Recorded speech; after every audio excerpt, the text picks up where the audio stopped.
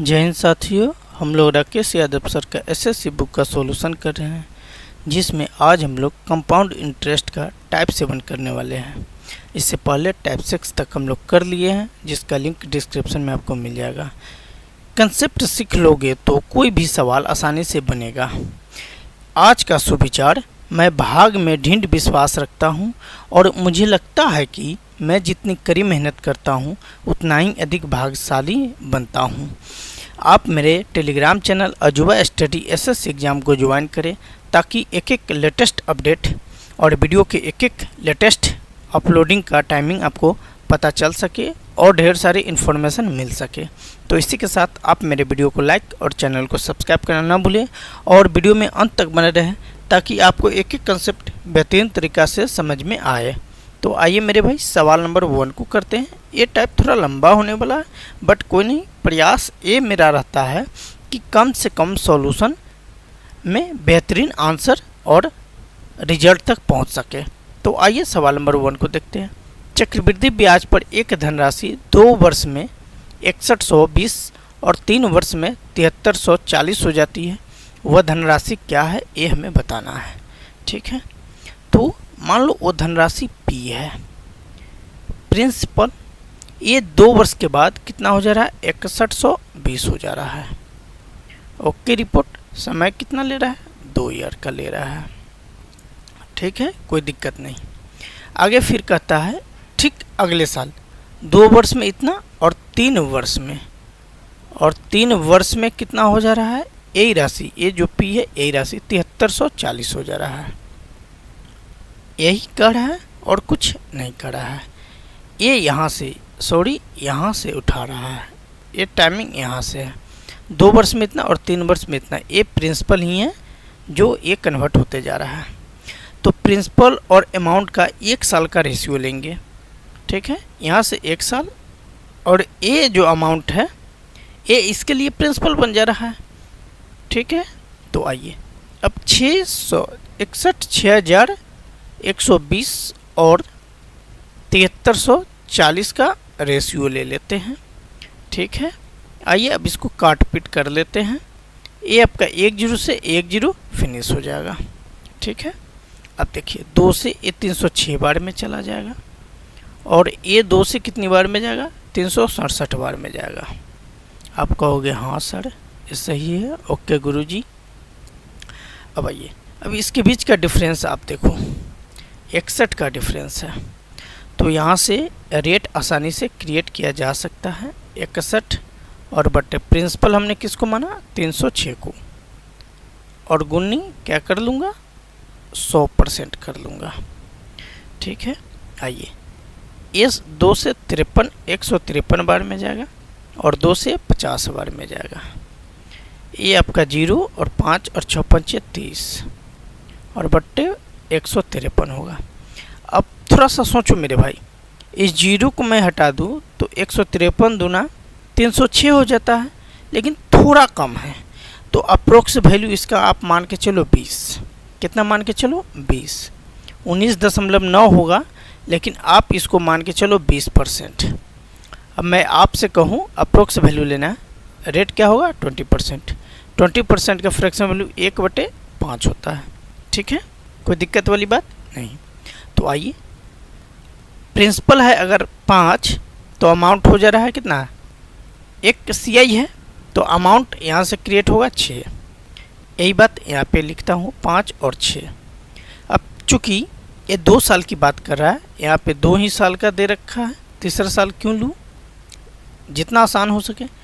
तो अब इसका आप वर्क कर लेंगे। 1 साल के लिए ये है, 1 ईयर के लिए है, तो 2 साल के लिए यहाँ पे, और ये 6 का स्क्वायर हो जाएगा, तो ये आपका 25 हो जाएगा और ये 36 हो जाएगा। ठीक है, आइए 36 यूनिट का वैल्यू अब आपसे कहे तो इसमें दे रखा है कितना, अमाउंट दे रखा है 6120। तो यहाँ से 1 यूनिट का वैल्यू आप आसानी से क्रिएट कर लोगे। ये आपका कितनी बार में जाएगा, 36 से कम 36, 6 7 42 7 बार में और 0 170। तो 25 यूनिट का वैल्यू आप बता दोगे ना। ये मत कहना कि बहुत टफ है, बहुत आसान है भाई, कुछ खास नहीं है। ठीक ना, 0 25 7 175। 17 और 25 और 17 ये हो जाएगा 42, यानी 4250 इसका करेक्ट आंसर होगा। जो कौन सा आंसर है मेरे भाई? 4250, 4250, 4250, 42, ए वाला, लगभग ए वाला ही आंसर है। जो कौन सा आंसर है? बिफोर बाहुली will be your correct answer A वाला है। ठीक है, लगभग में आंसर है, लगभग। हाँ चलो ठीक है। आइए मेरे भाई सवाल नंबर 2 को करते हैं। सवाल नंबर 2 है, एक धनराशि वार्षिक रूप से चक्रवृद्धि होने वाले चक्रवृद्धि ब्याज पर 4 वर्ष के बाद 11,000, ये वाला दोबारा हो गया है, इसको आप एक बार ही रहने दो। ठीक, यहाँ से पढ़ो। और 6 वर्ष के बाद 17,820 हो जाती है। उस धनराशि का आधा भाग कितना होगा ये बताना है। थोड़ा सा लंबा होगा बट कोई नहीं, हम सवालों को आसानी से कर लेंगे। आपको बेसिक सा फार्मूला मैं अभी टाइप 6 में बताया और टाइप 1 में भी बताया था। अमाउंट इक्वल क्या होता है? P इंटू 1 प्लस R/100 का पावर n, यही ना। आइए पहला केस है कि 4 वर्ष में कितना हो जा रहा है? 11,880 हो जा रहा है। प्रिंसिपल का तो पता नहीं है, 1 प्लस रेट का भी हमें पता नहीं है, कोई नहीं। टाइम का पता है 4 साल, इसको मान लो इक्वेशन है फर्स्ट। ठीक है, सेकेंड स्टेटमेंट है 6 साल में 17,820 हो जा रहा है, 17,820 हो जा रहा है। ठीक है, जो है उन चीज़ों को लिख लेंगे यहाँ से। ये कितने वर्ष में हो रहा है? 6 साल में हो रहा है, इसको इक्वेशन सेकेंड आप मान लो। ठीक है, आइए अब इसको 2 को 1 से भाग करते हैं। 2 को हम यहाँ लिखते हैं 2 और बटे 1। एक कोडिंग है, उतना लैंग्वेज लिखने की हमें ज़रूरत नहीं है। और आप ऐसा नहीं है कि छोटे क्लास में पढ़ते हो आपको एक एक चीज़ लिख कर ही बताया जाए, ऐसा कुछ नहीं है भाई। आप बड़े सियाने क्लास में हो। ये आपका देखो भाग कर रहे हैं तो P इंटू 1 प्लस R/100 रहेगा और 6 में से 4 जाएगा 2 हो जाएगा, यही होगा भाई। आप समझ पा रहे हैं, कोई दिक्कत वाली बात नहीं है। ऐसे आपको नोबेल नहीं लेना है, आपको एग्ज़ाम क्रैक करना है, ये बातें आपको ध्यान होनी चाहिए। अब देखिए 10 से 10 पहले ही फिनिश कर दिए। अब 3 से इसको काटते हैं, तो 3 से जब इसको भाग करेंगे तो 3 पचे 15, 2 28, 3 नमा 27, ये हो जाएगा कितना? 12 हो जाएगा। 3 चुके 12, 0 ख़त्म है, हाँ ख़त्म है। इसको अब 3 से करते हैं, 3 ते 9, 28, 3 नमा 27 और 6 बार में ये हो जाएगा। अब ये 594 और 396 बचा, इसको आप 198 बार में 198 तिया कितना? 584 होता है, 594 3 बार में और ये 2 बार में 198 296 के बराबर। 198 के बराबर हो गए 198 एकम 198, 198 दूना 396, 198 तिहाई 594। मतलब ये आपसे कहूँ तो ये आपका 3/2 होगा और P इंटू 1 प्लस R/100 का पावर 2 होगा। आप समझ पा रहे हैं? यहाँ तक में कोई दिक्कत नहीं है। दिक्कत होगा तो कोई नहीं, हम है ना, आप मेरे टेलीग्राम चैनल ज्वाइन कीजिए, व्हाट्सअप नंबर दिया हूँ, उससे भी आप संपर्क कर सकते हैं, कॉल भी कर सकते हैं, आपको दिक्कत हो तब। अब आइए, ये जो आया है P इंटू 1 प्लस R/100, इसका वैल्यू यहाँ पे डाल दे, कोई दिक्कत वाली बात नहीं है ना? नहीं, चलो यहाँ पे लिखते हैं 11880 इक्वल, देखो यहाँ पे 4 दिया है, यहाँ पे 2 दिया है। मान लो ये पूरा अगर A रहता तो A का पावर 4 हो जाता यहाँ, तो यहाँ A स्क्वायर दिया हुआ है, तो क्या हम A स्क्वायर गुनी A स्क्वायर कर सकते हैं ना? आइए P इंटू, अब देखिए इंटू हटाओ, यहाँ पे A स्क्वायर का वैल्यू 3/2 है, 3/2 लिखा। देन A स्क्वायर का वैल्यू 3/2 लिखा। अब देखो इतना गुनी 4 और बटे 9 कर लेंगे, P का वैल्यू क्रिएट हो जाएगा। मैं एक साथ कर लेता हूँ, 11,880 और गुनी 4 और बटे 9 ये हो जाएगा। ठीक है, अब इसको क्या करूँगा? काट पीट कर लूँगा। आइए करते हैं, 9 एकम 9 28, 9 3 27, 9 दूनी 18 यानी 1320 और गुनी 4, तो 13 चौका 52 और 5 चौका 20 चौका 80, 52 80 इसका करेक्ट आंसर होगा। जो कौन सा है ऑप्शन मेरे भाई।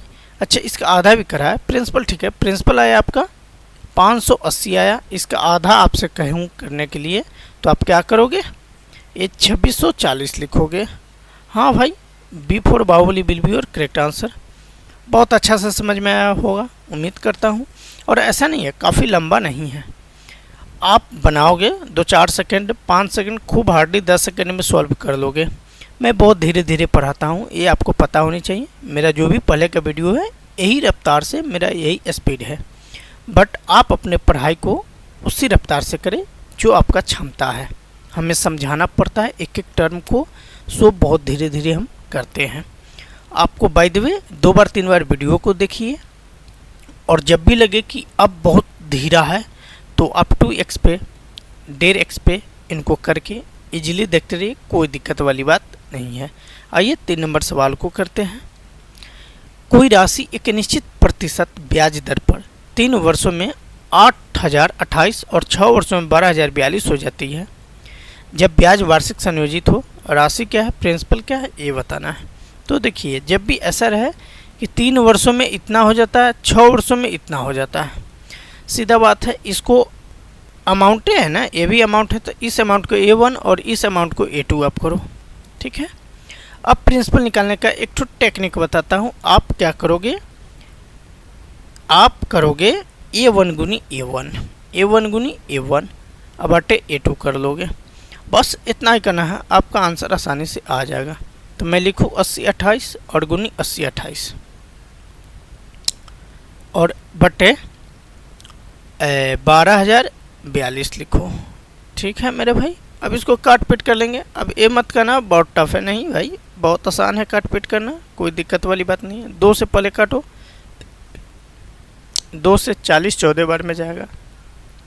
इसको 2 से काटो, 6021 ए हो जाएगा, ठीक है, समझ पा रहे हैं। आइए अब 3 से काटो। अब कितना से काटो, 3 से काटो। तो 3 से ए आपका जाएगा कितनी बार में, 20 23 60। ए छोटा है सो 2007 हो जाएगा। इसको आप 3 से काटो, ठीक है, इसको आप 3 से काटो।